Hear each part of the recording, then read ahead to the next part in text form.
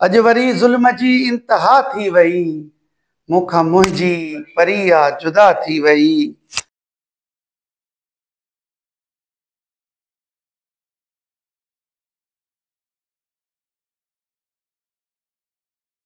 हाँ, गज़ल या कुछ शायरन अर्ज़ करियां थो त अज वरी ज़ुल्म जी इंतहा थी वई, अज वरी ज़ुल्म जी इंतहा थी वई, अज वरी ज़ुल्म जी इंतहा थी वई, मूंखां मुंहिंजी परिया जुदा थी वई।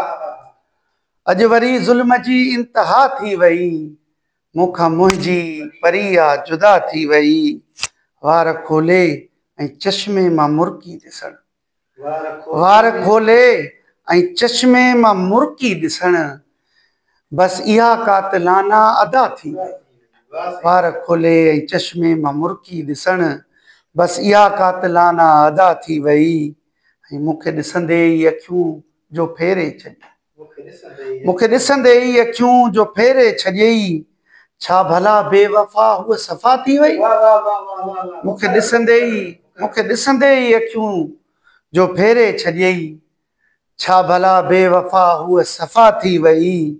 सम्झी पंहिंजो पे हुन जो कयो विर्द मूं, सम्झी पंहिंजो पे हुन जो कयो विर्द मूं, मूंखां यारो इहा ख़ता थी वई।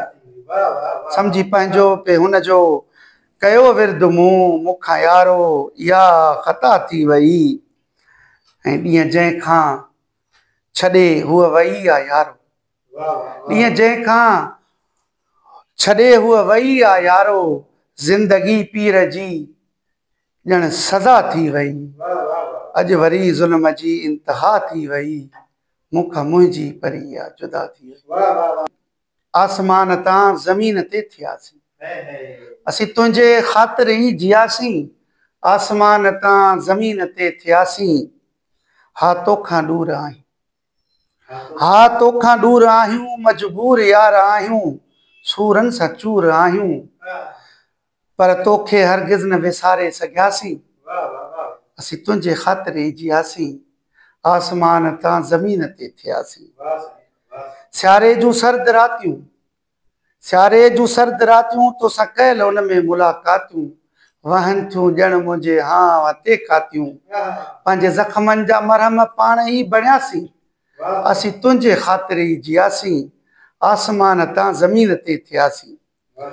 वफ़ाउनि जा रस्ता रोकिया विया, वफ़ाउनि जा रस्ता रोकिया विया, जफ़ाउनि जा बंध टोड़िया विया, मोहबतुनि जा फ़सुल भेलिया विया, आशिक़ हर हंधा रोलिया विया। वफ़ाउनि जा रस्ता रोकिया विया, जफ़ाउनि जा बंध टोड़िया विया, मोहबतुनि जा फ़सुल भेलिया विया, आशिक़ हर हंधा रोलिया विया। रखी सभु इहे सूर दिलि में पे रुनासीं, असीं तुंहिंजे ख़ातिर ई जियासीं, आसमान तां ज़मीन ते थियासीं।